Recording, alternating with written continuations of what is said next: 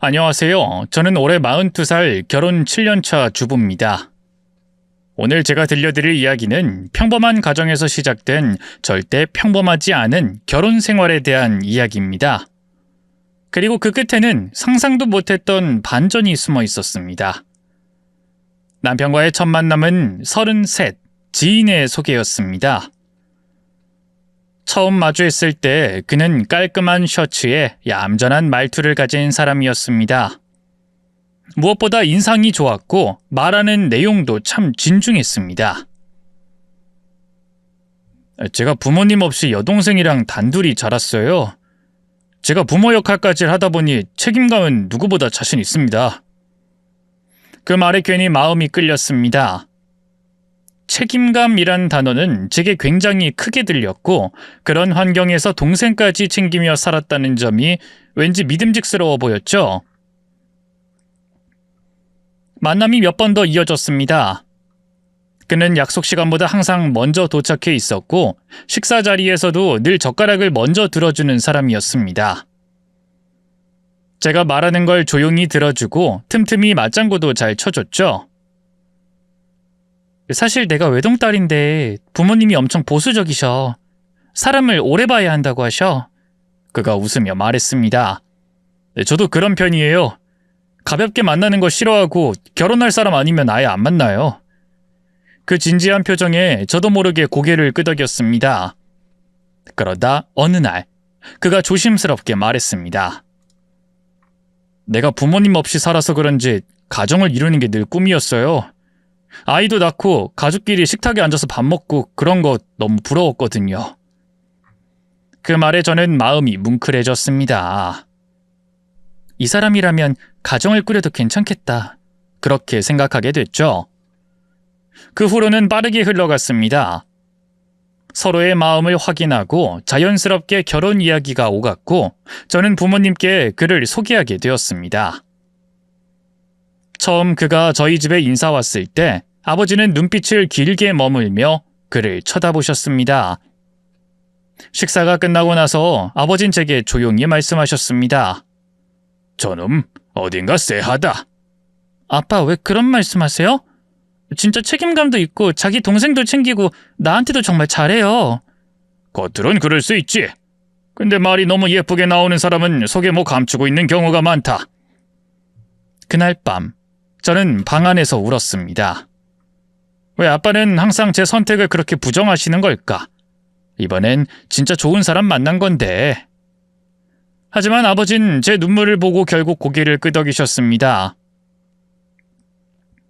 그래, 네가 좋다면 아빠는 말리지 않겠다. 다만 기억해라. 정말 힘들어지면 아빠는 언제든 네 편이란 걸. 그 말을 끝으로 저는 믿는다는 아버지의 말을 들으며 이 결혼을 선택하게 되었습니다. 결혼 승낙을 받은 이후 남편은 한결 더 다정해졌습니다. 데이트할 때마다 저를 배려했고 직장 얘기나 미래에 대한 이야기들도 진지하게 나눴죠. 하지만 어느 순간부터 대화의 분위기가 조금씩 달라지기 시작했습니다. 혹시 지금 사는 집은 자가예요? 전세예요? 어느 날 남편이 조심스럽게 물었습니다. 단순한 궁금증인 줄 알았기에 저는 솔직하게 대답했죠. 우리 집? 자가야. 아빠가 퇴직하고 시골로 내려가시면서 서울 집은 내 명의로 해주셨어. 그 말을 들은 남편의 눈빛이 스르르 바뀌는 걸 저는 확실히 봤습니다. 그는 잠깐 멈칫하더니 고개를 끄덕이며 말했습니다. 아, 역시 너처럼 야무진 여자는 뭔가 다르더라. 그 후로 이상하게 재산 이야기나 자산 관련된 질문이 종종 나왔습니다. 아버님은 어떤 일 하셨어? 퇴직금은 좀 받으셨나? 연금 같은 건 나와? 요즘은 공무원 연금도 꽤 되던데. 저는 처음엔 그냥 현실적인 관심이라고 생각했습니다. 결혼이라는 게 결국 현실이니까 그럴 수도 있겠거니 했죠. 하지만 그 빈도와 뉘앙스가 점점 날카로워졌습니다. 혹시 그 집 명의 진짜 네 이름 맞지? 괜히 부모님 명의인데 착각한 건 아니지? 내 이름 맞아. 아빠가 증여까지 다 마친 상태야. 왜? 그게 그렇게 중요해? 그는 머쓱한 듯 웃으며 말했습니다. 아니 그냥 뭐 결혼 전에 이런 건 정확히 알고 있어야 하잖아. 나도 나름 성실하게 준비하고 있으니까. 그 말을 들은 저는 이 사람이 이렇게 돈 얘기를 자주 하던 사람이었나? 하는 의심이 들기 시작했습니다. 하지만 이미 상견례 날짜도 잡힌 상태였고 그 외에는 딱히 문제될 만한 행동이 없었기에 저는 그냥 넘기기로 했습니다. 그래, 우리 나이도 있고 현실적인 이야기 정도는 할 수 있지. 그렇게 제 자신을 설득했습니다. 그러던 어느 날 남편이 휴대폰을 보며 툭 던지듯 이런 말을 했습니다. 근데 너 결혼하면 그 집에 계속 살아? 아니면 팔고 신혼집 새로 구해? 어? 왜 갑자기 그 얘기를 해? 그냥 그 집 위치도 좋고 평수도 괜찮잖아. 리모델링 좀만 하면 값이 많이 오를 텐데. 괜히 오지랖이었나? 미안. 그 웃음 뒤에 숨은 속내가 왠지 모르게 쎄하게 느껴졌습니다. 그날 밤 저는 처음으로 아버지의 말이 떠올랐습니다. 저놈 어딘가 쎄하다. 그 말이 슬슬 가슴 깊숙이 들어오기 시작했습니다. 상견례 날짜가 잡히고 저희 가족은 약간의 긴장감과 설렘 속에서 식사 자리에 앉았습니다. 남편은 평소보다 더 차려입고 한껏 젠틀한 모습으로 부모님 앞에 앉아 있었습니다. 처음엔 모든 게 무난했습니다. 음식도 정갈했고 대화도 나쁘지 않았습니다. 그러다 문제의 시점은 남편이 대뜸 이런 말을 꺼내면서 시작됐습니다. 제가 부모님 없이 여동생이랑만 살아서 제겐 가족이 저희 둘뿐이에요. 동생도 저랑 같이 이 자리에 참석했으면 했는데 아쉽게도 회사 일이 있어서 오늘은 못 왔네요. 그 말을 들은 저희 아버지가 고개를 끄덕이며 말하셨습니다. 가족끼리 서로 의지하며 산다니 대견하네. 그 여동생도 인성이 좋겠지. 남편은 웃으며 고개를 끄덕였습니다. 네, 참 착한 아이예요. 눈치도 빠르고 언니 잘 따를 거예요. 그 말을 들을 땐 몰랐습니다. 눈치 빠르고 언니 잘 따르는 착한 아이가 얼마나 제 인생을 박살낼 존재였는지. 그리고 그 주 주말, 남편과 함께 카페에서 상견례 복귀 중이었던 저에게 그 시누이에게서 전화가 왔습니다. 언니, 나 언니랑 예물 같이 보러 가고 싶어요. 언니는 뭐 갖고 싶어요? 나도 좀 보고 싶어서. 그때까지만 해도 가족끼리 다정하려고 하나 보다 싶었죠. 그래서 나는 그냥 금반지나 목걸이 정도면 돼 라고 대답했습니다. 그러자 시누이가 단번에 이러는 겁니다. 헐, 언니 너무 소박한 거 아니에요? 난 예물로 샤넬 클래식 미디움 생각했는데 언니도 같이 맞추면 좋겠다. 예? 그 순간 제 귀를 의심했습니다. 며칠 후 시누이는 직접 저희 어머니께 이 전화를 드렸습니다. 제가 옆에서 듣고 있었죠. 어머님, 저 오빠 동생이에요. 이번에 상견례 못 가서 너무 죄송했어요. 혹시 예물 준비하실 때 제 것도 살짝 챙겨주실 수 있을까요? 요즘 샤넬이나 프라다 이런 거 하나쯤은 있어야 한다고들 하잖아요. 그 전화를 끄는 어머니 얼굴이 하얗게 질려 있었습니다. 얘야, 그쪽 여동생 좀 이상하다. 예물은 너를 위한 건데 그 애가 왜? 그날 밤 저는 남편에게 물었습니다. 당신 여동생이 우리 엄마한테 샤넬백 얘기 꺼냈대. 남편은 살짝 당황한 얼굴을 하더니 이러더군요. 에이, 그건 그냥 농담이지. 우리 집안은 허례허식 안 따져. 괜히 과하게 반응하지 마. 근데 왜 자꾸 예물 얘기를 본인이 해? 내가 아니라 당신 여동생이?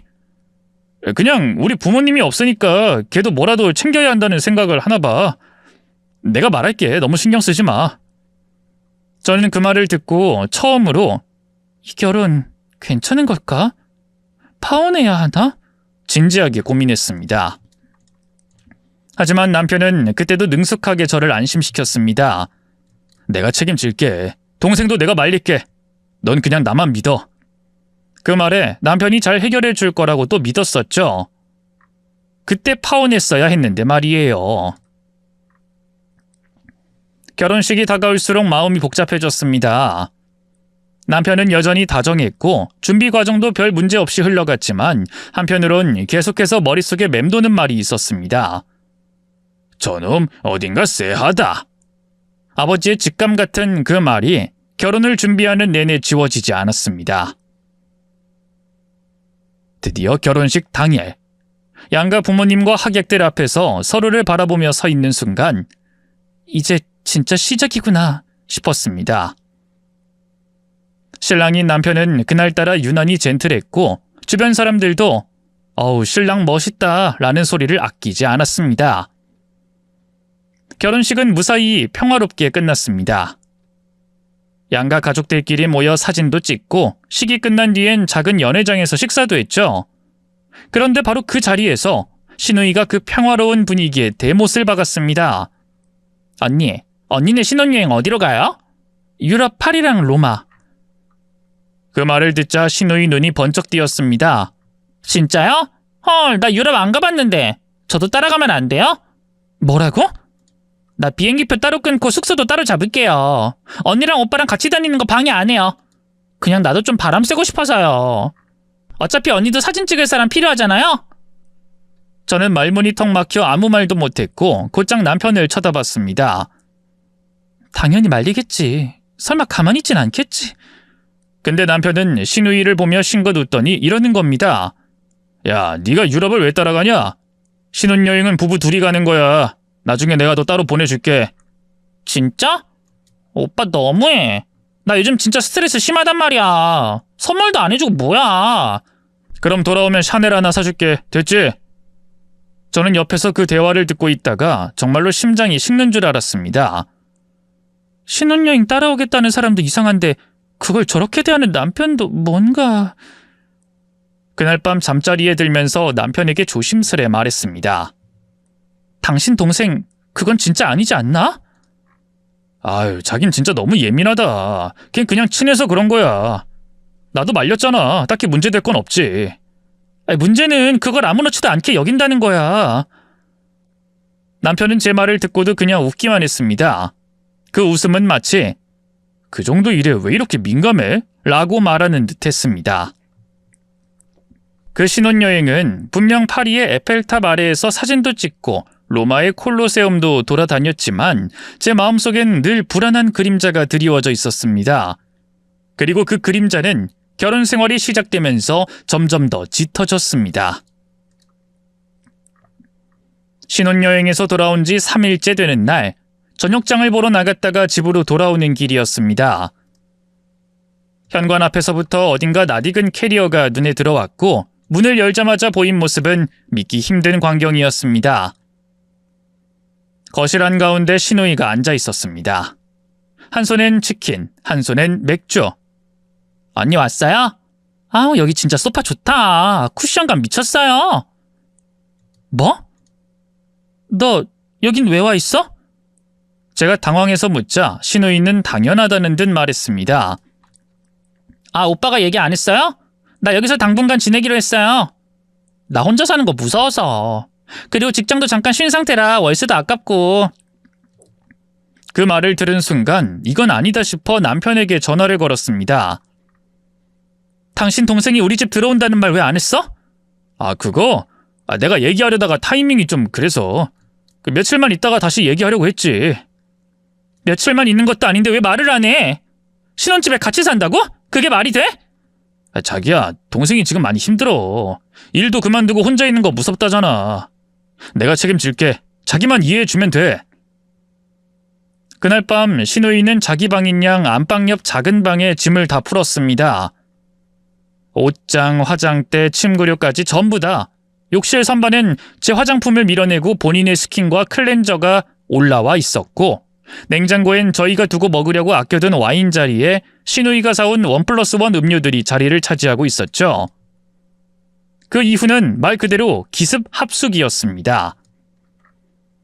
아침엔 제 앞치마 두르고 부엌에서 요란하게 라면을 끓이고 점심엔 제 화장대를 쓰면서 제 쿠션을 열어보고 저녁엔 거실을 차지하고 TV 보며 발톱을 깎고 있었습니다. 언니, 이거 립스틱 색 너무 잘 받는다. 내가 좀 빌려 써도 되죠? 어차피 가족끼리 나눠 쓰는 거잖아요. 언니, 이 옷 지난번에 입던 거예요? 나 내일 면접인데 잠깐 입고 나가도 돼요?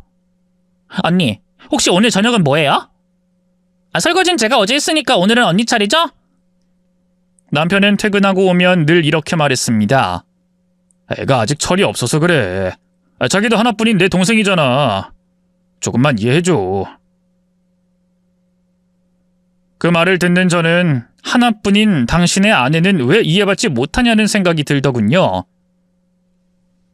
그날 밤, 저는 거실에서 잠든 시누이의 모습을 보며 마침내 제 안에서 뭔가가 끓기 시작했습니다. 시누이가 신혼집에 들어온 지 일주일째, 우리 집은 더 이상 우리 집이 아니었습니다. 거실은 시누이의 드레스룸처럼 변했고 욕실은 그녀의 미용실이 되었으며 부엌은 말 그대로 전쟁터였습니다. 아침마다 벌어지는 풍경은 이랬습니다. 전 출근 준비로 바쁜데 시누이는 제 앞에서 입을 옷을 고르며 말하곤 했죠. 언니, 오늘 이거 입어요. 그 블라우스는 어깨가 좀 좁아 보이더라. 이건 제가 늘려놨어요. 제가 늘려놨어요? 그 말은 제가 아껴 입던 셔츠를 자기 몸에 맞게 늘려서 입었다는 뜻이었습니다. 욕실에선 더 충격적인 일이 있었습니다. 제가 쓰는 클렌징 폼에 물이 섞여 있었고 시중에선 비싸게 파는 앰플병은 바닥에 굴러다녔으며 시누이의 사용 흔적이 남은 면도기와 생리대 포장이 세면대 옆 선반 위에 당당하게 자리 잡고 있었습니다. 그리고 어느 날 속옷 서랍을 정리하다 낯익은 브래지어가 하나 보였어요. 이거 왜 여기 있지? 시누이가 지나가다 대수롭지 않게 말하더군요. 아, 언니 거 입어봤는데 진짜 편하더라. 브라 늘어났길래 내가 편하게 입었지 뭐. 가족끼리는 이런 거 신경 안 써도 되죠? 저는 도저히 참을 수 없어 남편에게 항의했습니다. 당신 동생이 지금 내 속옷까지 입고 다녀. 화장품 다 쓰고 물건 막 만지고. 이게 정상적인 거야? 남편은 그저 리모컨을 돌리며 말했습니다. 그냥 좀 터치하지 말고 둬봐. 그냥 편하게 살게 냅두면 나중에 나간다니까. 언제? 지금도 일주일이야. 앞으로 몇 주 더? 몇 달 더? 피곤하다. 회사 일도 많은데 너까지 왜 이래? 그 말에 저는 그날 밤 거실에서 조용히 혼자 울었습니다. 이게 내가 꿈꾸던 결혼 생활이 맞을까? 남편은 왜 이렇게까지 나 몰라라 하지? 며칠 뒤 시누이는 친구들을 데리고 집에 데려왔습니다. 하루는 저녁 10시가 넘어 초면인 여자 2명과 남자 1명까지 데리고 들어왔고 제게 이러더군요. 언니, 거실 TV는 오늘 좀 빌릴게요. 우리 이거 보면서 맥주 한잔 하려고요. 언니는 주무셔도 돼요. 그날 밤 저는 안방에서 시누이와 친구들이 웃고 떠드는 소리를 들으며 불 꺼진 천장을 한참 바라봤습니다. 그리고 그 다음날 아침, 설거지통엔 반쯤 남은 피자 박스, 라면 국물, 맥주 캔이 어지럽게 쌓여 있었고 욕실은 냄새가 진동을 했습니다. 저는 드디어 폭발했습니다. 너 언제 나갈 건데? 그러자 시누이는 아주 뻔뻔하게 말했습니다. 오빠랑 얘기하세요. 나 혼자 결정 못해요. 그리고 언니 너무 예민하다. 이래서 여자들은 무섭다니까. 그 말을 듣는 순간 제 온몸에 소름이 끼쳤습니다. 그녀는 저를 사람으로 보지 않았습니다. 그저 자기 오빠의 여자일 뿐이었고 자기 집에 껴든 여자일 뿐이었습니다. 시누이가 집에 들어온 지 한 달쯤 됐을 무렵 저는 점점 제정신이 아닌 듯한 나날을 보내고 있었습니다. 부엌엔 시누이의 컵라면과 반찬통이 산처럼 쌓여 있고 욕실엔 그녀의 머리카락이 배수구를 틀어막고 있었으며 세탁기엔 제 속옷이 시누이의 옷 사이에서 구겨져 돌고 있었습니다. 심지어 시누이는 이제 제 옷을 자기 옷인 것처럼 친구들에게 소개하고 있었습니다. 어느 날 시누이가 거실에서 친구 2명과 함께 수다를 떨다가 제 결혼식 사진을 보며 이러는 겁니다. 이 드레스도 언니가 고른 거예요. 근데 난 저기 있는 백이 더 갖고 싶더라. 샤넬 클래식 미디움. 언닌 잘 들지도 않던데. 그러면서 제 결혼식 때 선물 받은 샤넬 백을 들고 거울 앞에서 사진을 찍으며 장난처럼 말했습니다. 이거 들고 우리 오늘 인스타 찍자. 나 이거 잠깐만 빌려간다 언니. 아무 대답도 하지 않은 저를 뒤로 한 채 그녀는 가방을 들고 나갔습니다. 그리고 며칠 뒤 저는 우연히 당근마켓에서 그 가방을 봤습니다. 정품 샤넬 미디움, 생활기스 있음, 가격 협의 가능. 사진 속 인물은 없었지만 가방 안쪽 미세한 스크래치까지 제가 알던 그대로였습니다. 저는 그 길로 시누이에게 전화를 걸었습니다. 너 혹시 내 가방 팔았니? 신우이는 아주 뻔뻔하게 대답했습니다. 헐, 그거 언니가 맨날 안 매던 거잖아요. 그냥 집에 쌓여만 있길래 누가 쓸 줄 알고 올려봤지. 아직 팔린 것도 아니고. 뭐 그렇게 예민하게 굴어요. 그날 밤 저는 남편에게 울면서 따졌습니다. 당신 동생이 내 가방 팔았다고! 이제 도둑질까지 하는데 당신은 가만히 있을 거야? 남편은 한참을 듣더니 이러더군요. 자기야, 그렇게까지 말하면 동생이 상처받잖아. 그냥 되돌려 받고 넘어가자. 가방 하나 가지고 왜 그래? 가방 하나? 이게 가방 문제야? 지금 도둑질이잖아. 내 물건을 허락 없이 가져다 팔았다고. 요즘 자기 예민한 거 알아? 결혼 초반인데 이렇게 싸우면 어떡해. 그 말을 듣는 순간 제 마음이 쿵 내려앉는 기분이었습니다. 이 사람 나보다 자기 동생 감정이 먼저구나. 그리고 그 이후로 신우이의 행동은 더 대담해졌습니다. 친구들을 주말마다 데려와 거실에 돗자리를 깔고 맥주와 안주를 펼치며 파티를 했고, 심지어 제 결혼 반지마저 언니 이거 예쁘다며 손가락에 끼고 셀카를 찍더군요. 저는 더는 못 참겠다고 남편에게 말했습니다. 당신이 진짜 내 편 아니면 나 그냥 이혼할 거야. 남편은 고개를 저으며 말했습니다. 에이, 말이 너무 심하잖아. 우린 부부야. 이런 걸로 이혼 얘기까지 꺼내면 안 되지. 이런 걸로? 내 물건 도둑질해가고 친구들 데려서 신혼집 망치고 내 말은 아무도 들어주지 않아. 이게 결혼이야? 그날 밤 저는 도망치듯 친정아버지에게 전화를 걸었습니다. 그날 밤 저는 스마트폰을 손에 쥔 채 10분, 20분, 아니 1시간 가까이 망설였습니다. 지금 이걸 걸어도 될까? 아빠한테 이런 얘기까지 해야 할까? 하지만 더는 견딜 수 없었습니다. 남편은 남의 편이었고 신우인 이미 집안의 주인처럼 군림하고 있었고 저는 그 속에서 완전히 투명 인간이 되어 있었으니까요. 용기 내어 전화를 걸었습니다. 신호음 2번, 그리고 아버지의 익숙한 목소리. 딸, 웬일이냐? 목소리도 못 들은 지 꽤 됐네. 그 순간 눈물이 터졌습니다. 아빠, 나 진짜 힘들어. 왜 그래? 무슨 일인데? 무슨 일이야? 말해봐. 아빠 여기 있잖아. 아빠, 나 결혼 잘못한 것 같아. 신우이가 우리 집에 들어와서 진짜 나를 사람 취급도 안 해. 남편은 내 말 들어주지도 않고 내 물건 허락 없이 가져다 쓰고 심지어 가방까지 팔아. 근데 아무도 뭐라 안 해. 아무도 내 편이 없어. 아버지는 잠시 조용히 계셨습니다. 그 짧은 침묵이 왜 그렇게 아프게 느껴지던지요. 그리고 이윽고 아버지의 목소리가 떨림없이 울려 퍼졌습니다. 내 딸, 지금이라도 돌아와라. 아빠는 언제나 네 편이다. 근데 나 이제 이혼녀 되는 거야. 아빠가 나 그렇게 키운 거 아닌데. 이혼이 뭐 어때서? 이 세상에 잘못된 결혼보다 늦게 끝내는 게 더 위험한 거야.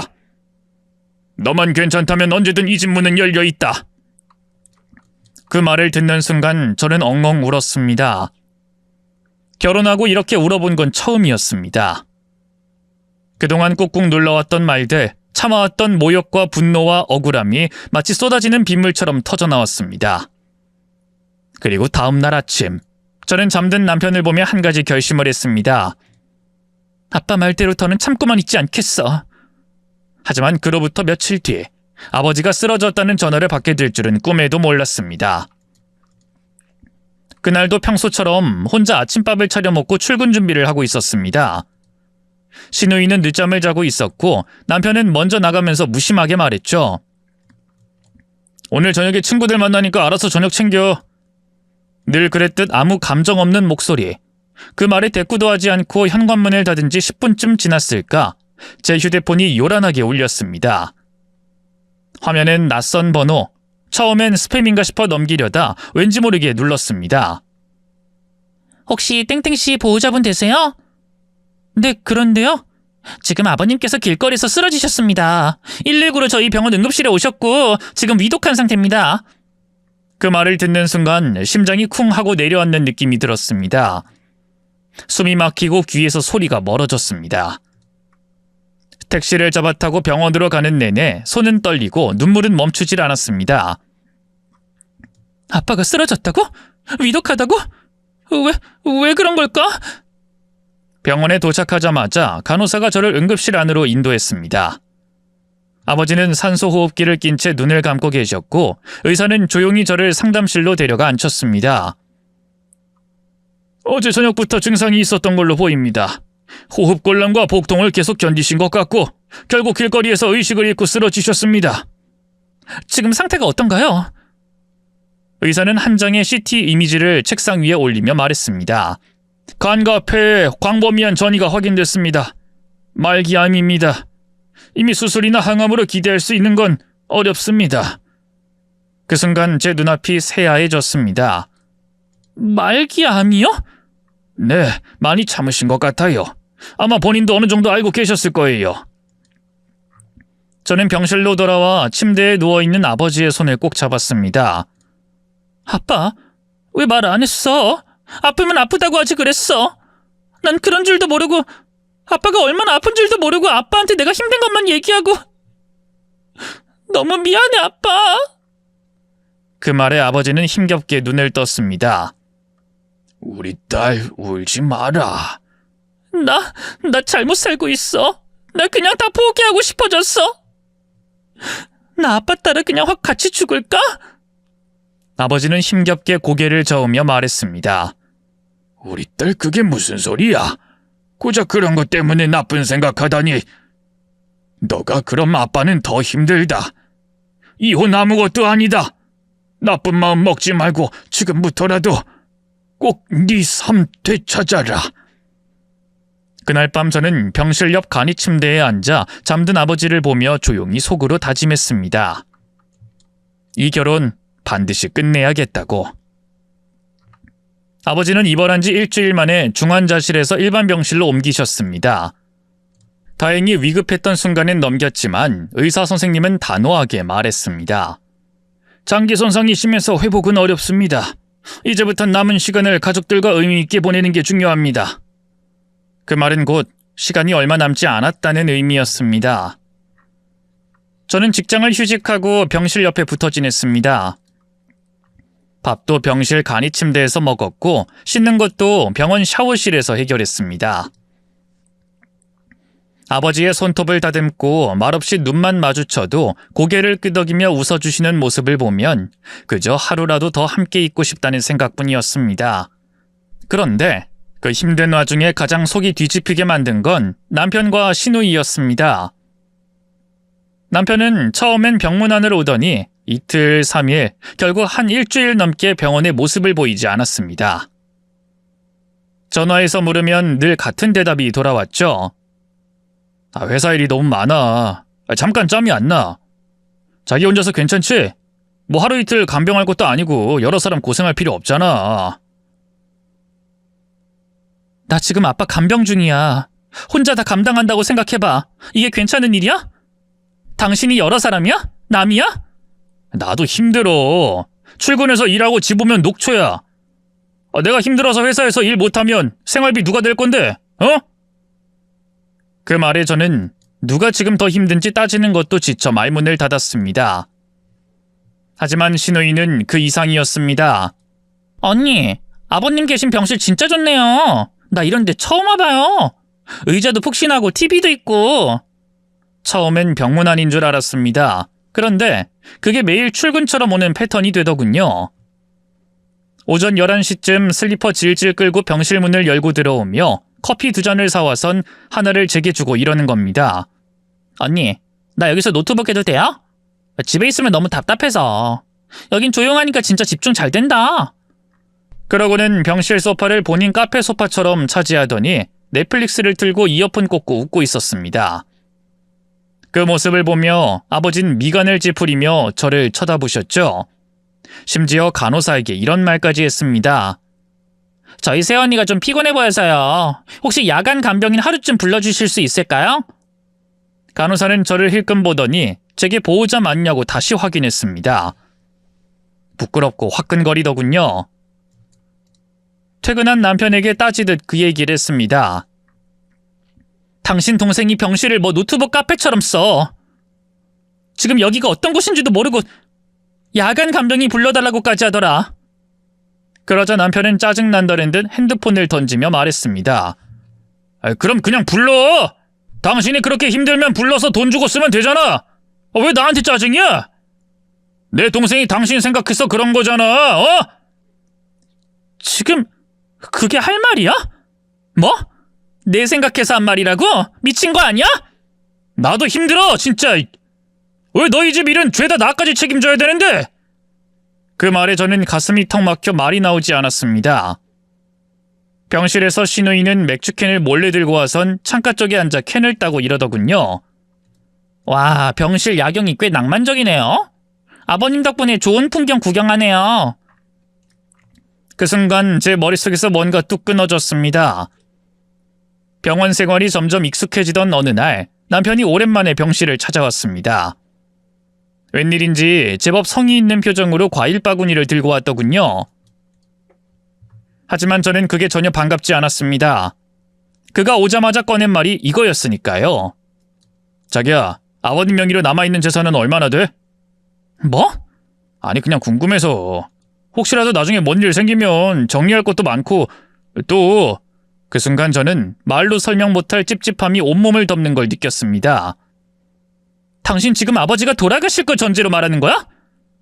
남편은 말끝을 흐리더니 그게 아니라 혹시 모르니까 대비하자는 거지 라며 얼버무렸습니다. 그날 저녁 신우이도 병실로 찾아왔습니다. 그리고 두 남매는 제가 화장실에 간 사이 창가 쪽에서 조용히 대화를 나누고 있었는데요. 돌아오는 길 들려버린 신우이의 말. 오빠 근데 그 집 아직 아버지 명이야? 아님 새언니한테 넘어간 거야? 모르지. 근데 아버지가 너 좀 잘 챙겨주시긴 했잖아. 유산 쪽에서 뭐라도 있지 않을까? 하긴 내가 이 지긋지긋한 병원 왜 왔겠어? 뭐라도 챙기려고 온 거지. 저 노인네 알게 모르게 심심했을 텐데 나 좋게 보지 않았을까? 뭘 주려나? 하여튼 우리 오빠 와이프 하나는 잘 골랐다니까. 그 순간 제 발걸음이 멈췄습니다.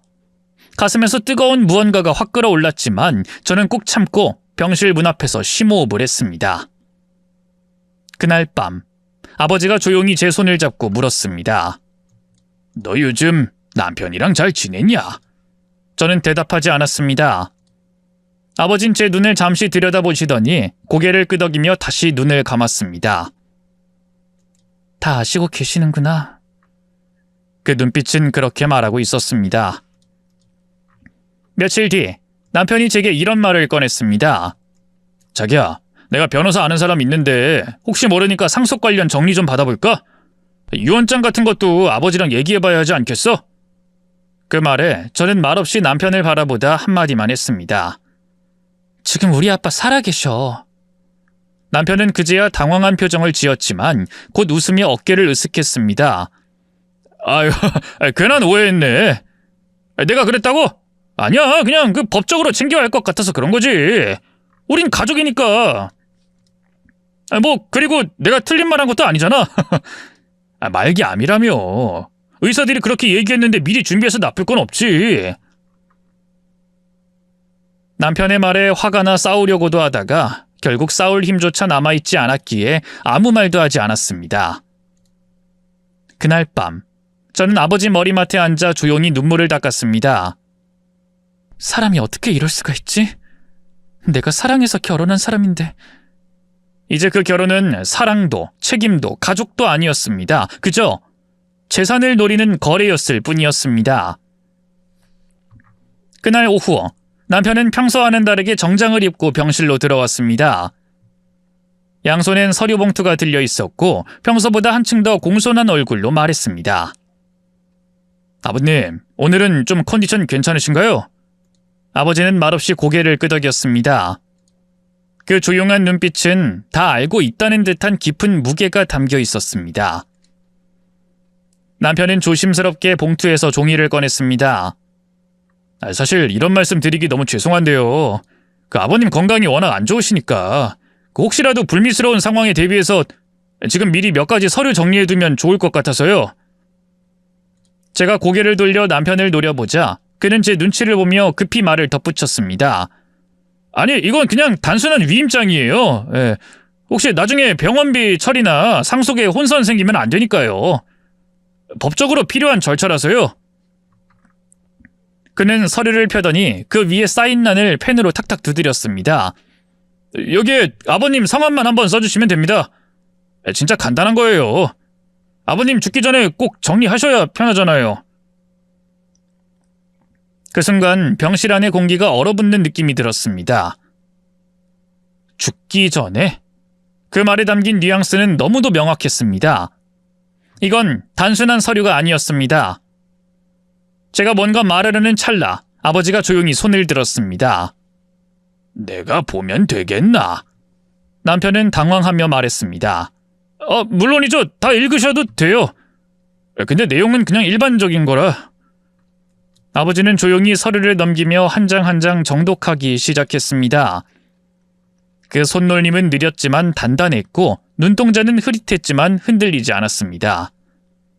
그러더니 펜을 들어 조용히 서명란에 자신의 이름을 또박또박 써내려갔습니다. 그 모습을 보고 저는 소름이 돋았습니다. 아빠, 왜 사인을 하세요? 그게 어떤 소리인지 모르고 계시는 거 아니에요? 하지만 아버지는 마지막 페이지에 도장을 찍고 서류를 접어 남편에게 돌려주며 말했습니다. 이제 편하겠나? 남편은 활짝 웃었습니다. 아유, 아버님 정말 감사합니다. 이제 저도 마음이 놓입니다. 그날 밤, 아버지는 아무 말 없이 제 손을 꼭 잡아주셨습니다. 그 눈빛엔 깊은 슬픔과 동시에 묘한 단호함이 스며 있었습니다. 그땐 몰랐습니다. 아버지가 그날 어떤 결심을 하고 서명했는지, 그 서류가 남편에게 어떤 결과를 안겨줄지. 하지만 얼마 지나지 않아 모든 것이 밝혀지고 남편과 시누이의 계획은 완전히 뒤집히게 됩니다. 아버지는 그렇게 조용히 세상을 떠나셨습니다. 마지막까지도 제 손을 꼭 잡아주시며 단 한마디를 남기셨죠. 끝까지 네 편은 나다. 그 말이 왜 그렇게 가슴 깊이 박혔는지 저는 아직도 그 순간을 잊을 수 없습니다. 장례식은 조용히 치렀습니다. 직계가족 외엔 알리지 않았고 친구 한 명 없이 그저 아버지와의 이별에만 집중하고 싶었습니다. 그런데 남편과 시누이의 분위기는 뭔가 이상했습니다. 빈소에서 조문객이 빠져나간 늦은 밤, 남편과 시누이는 구석에서 조용히 얘기 중이었습니다. 오빠, 이제 진짜 우리가 좀 편해지는 거지? 그치. 집도 그렇고 유산도 좀 있겠지. 뭐 정리만 잘 되면. 그 뒤에 무슨 말이 더 오갔는지 듣지 못했지만 그 표정은 분명 슬픔이 아닌 기대였습니다. 그리고 장례를 마친 지 일주일 뒤 남편의 휴대폰으로 한 통의 전화가 걸려왔습니다. 여보세요? 네. 아, 네네. 네? 유언장이요? 아버님께서요? 옆에서 듣고 있던 저는 멍하니 바라보다가 남편이 전화를 끊고 이렇게 말하는 걸 들었습니다. 아버님이 유언장 영상이랑 녹음을 남기셨대. 다음 주 화요일 변호사 사무실에서 공개한대. 그 말을 들은 시누이는 환하게 웃으며 말했습니다. 와, 아버님 진짜 멋있다. 요즘엔 영상으로도 유언장 남기시는구나. 그래, 그래야 우리처럼 가까운 가족한테 더 정확히 상속되겠지. 그러게. 솔직히 우리 그동안 잘해왔잖아. 자기야도 병가 넣느라 고생했고. 우리 셋이 다 같이 모여있으니까 당연히 나눠야지. 그 말에 저는 숨이 막히는 기분이 들었습니다. 같이 병간호했다고? 무슨 염치로 그런 말을... 저는 조용히 남편을 바라보며 물었습니다.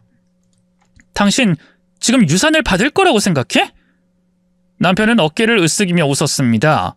아니, 뭐 받을 수도 있고 아닐 수도 있고.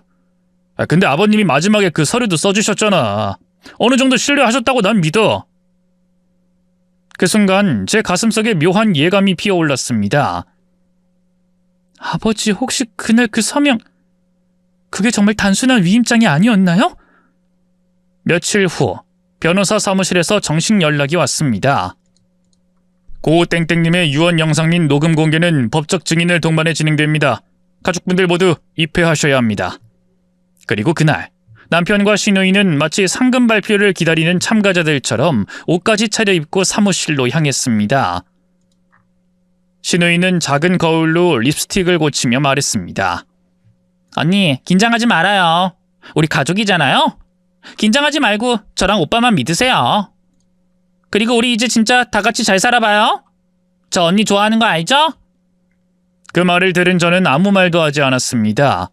그저 아버지가 마지막으로 지어주셨던 그 묘한 미소를 떠올렸습니다. 변호사 사무실의 회의실 안. 오래된 가죽 소파에 남편과 시누이가 나란히 앉아 있었고 저는 그들 맞은편에 조용히 앉아 있었습니다. 변호사는 노트북을 열고 그 앞에 놓인 스피커를 조정하며 말했습니다. 이 유언장은 사망 5일 전 직접 촬영되었으며 법적 효력 있는 증인 및 녹음이 함께 저장되어 있습니다. 모두 조용히 시청해 주시길 바랍니다. 모니터가 켜지고 화면에 아버지의 얼굴이 나타났습니다. 숨이 멎는 듯한 순간이었습니다. 화면 속 아버지는 희미한 병원복을 입고 침대에 기대 앉아 계셨습니다. 얼굴은 초췌했지만 눈빛만은 또렷했습니다. 이걸 보는 이들이 누군진 대충 알겠다. 아마 내 딸 그리고 그 사위 그리고 내 딸을 힘들게 한 그 사위 여동생까지. 그 말에 시누이의 표정이 슬쩍 일그러졌습니다. 남편은 헛기침을 하며 자세를 고쳐 앉았고요. 내가 마지막 순간 사인을 하나 했다. 그걸로 뭘 얻을 수 있다고 생각했겠지. 아버지는 카메라를 지그시 바라보다 조용히 웃었습니다. 하지만 사람아, 그 서명 내가 그냥 한 줄 아냐? 네가 내 눈 피할 때마다 네 여동생이 병실에서 맥주 까던 거 보면서 내가 얼마나 널 지켜봤을 것 같냐? 남편과 시누이는 서로를 흘끗 보며 뻣뻣해졌고 변호사는 조용히 다음 장면으로 넘어갔습니다. 이번엔 아버지가 손으로 문서를 직접 들고 있었습니다. 이건 단순한 위임장이 아니다. 내가 가진 전 재산, 서울집, 남은 예금, 그 모든 권리는 내 딸에게만 준다. 사위? 아니다. 그 사람은 내 딸의 남편이 아니야. 남편이라면 최소한 아내를 지켜야지. 아내가 우는 걸 봤으면 그걸 닦아줬어야 했지. 그 동생이라는 사람. 나보고 아버님 덕분에 병원 경치가 좋다더라 그 말 들으면서 내가 뭐라 했는지 아냐? 그래. 이 경치 네 인생의 마지막 편한 풍경일 거다. 속으로 그렇게 생각했다. 남편은 점점 표정이 굳어졌고 시누이는 입술을 깨물며 손을 움켜쥐고 있었습니다. 이 영상을 보는 네가 혹시 내 서명을 들고 어디 가서 욕심 부리려고 한다면 그건 소용없다. 이미 변호사에게 다 정리해놨다.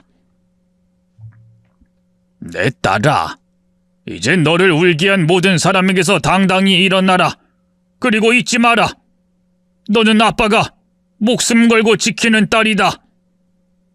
그 순간 회의실 안은 고요 그 자체였습니다. 남편은 얼굴이 새하얗게 질려 말을 잇지 못했고 시누이는 손에 쥔 클러치를 바들바들 떨고 있었습니다.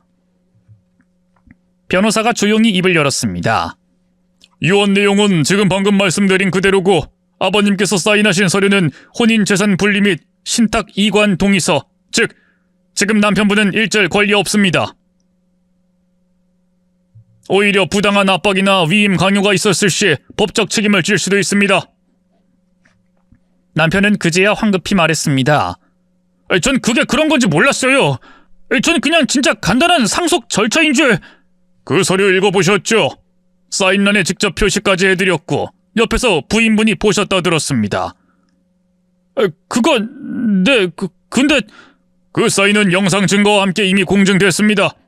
그리고 아버님께서 추가로 남긴 녹취 파일이 하나 더 있습니다. 변호사는 마지막으로 음성 파일을 하나 재생했습니다. 그 안엔 아버지의 한 줄 음성이 남아 있었습니다. 사위야, 이 사인은 네 욕심을 감시하려고 한 거다. 그게 내 마지막 조력이다. 그리고 그 순간 저는 눈물이 터졌습니다. 이건 단지 유산의 문제가 아니라 아버지가 내 전부를 보고 있었다는 증거였기 때문입니다. 유언 영상이 끝난 직후 남편은 어이없다는 듯 웃음을 터뜨렸습니다. 그래, 결국 아버님 뜻이라면 따라야지. 그 말은 겉으론 수능인 척 들렸지만 얼굴엔 끝내 씁쓸함과 분노가 뒤섞여 있었습니다. 그 옆에서 신우이는 소리를 질렀습니다. 말도 안 돼! 내가 얼마나 간호 도와줬는데! 커피도 싸고 간식도 챙기고 그랬잖아요! 왜 나만 손해보냐고요? 변호사는 단호하게 말했습니다. 유언장은 법적 효력을 갖췄고 고인의 판단력은 당시 영상으로 충분히 입증됩니다. 더 이상의 주장은 명예훼손 및 사자 모독으로 이어질 수 있습니다. 그날 오후, 저는 남편에게 단도직입적으로 말했습니다. 우리 이혼하자. 뭐? 지금까지 내가 겪은 모든 걸 생각하면 이혼이 아니라 고소가 맞겠지만 난 그냥 끝내고 싶어. 너랑 너희 가족이랑 전부. 남편은 바닥을 짚으며 고개를 들었습니다. 너 진심이야? 그래. 그리고 넌 앞으로 아버지 유산 관련해서 어떤 권리도 주장 못해. 법적으로 다 정리됐고 변호사 통해 정식 통보 갈 거야. 부탁이야. 조용히 사라져줘. 그게 네가 마지막으로 할 수 있는 도리야. 며칠 뒤 신우이에게는 명품 가방 도난 및 중고거래 건으로 정식 경찰 조사가 들어갔습니다. 제가 낸 신고는 아니었습니다. 당근마켓 측에서 수상거래로 신고가 접수됐고 신분 확인 과정에서 문제가 불거졌다고 하더군요. 그리고 아버지가 남긴 마지막 편지. 흰색 봉투 안에 삐뚤삐뚤하지만 정갈한 글씨로 이렇게 적혀 있었습니다. 내 딸아, 너의 결혼 생활을 지켜보며 난 매일 속이 타들어갔다. 하지만 내 딸이 내 판단보다 더 단단하다는 걸 난 믿고 있었고 결국 네가 스스로 깨닫고 일어설 거라 믿었다. 네가 내 곁을 지켜준 그 밤들 나는 말은 못했지만 가장 따뜻했다. 이 집은 너에게 남긴다. 그 안에서 넌 꼭 웃으며 살아라. 다시 울게 만들 놈이 나타나면 그때 꼭 아빠한테 꿈에서라도 말해라. 사랑한다. 아빠가. 편지를 다 읽고 나서 저는 한참 동안 가만히 눈을 감았습니다. 그리고 처음으로 정말 오랜만에 마음 깊이 웃을 수 있었습니다. 감사합니다, 아버지. 그리고 이제부터 저는 제 인생을 살 겁니다. 구독자 여러분들도 모두 행복하세요.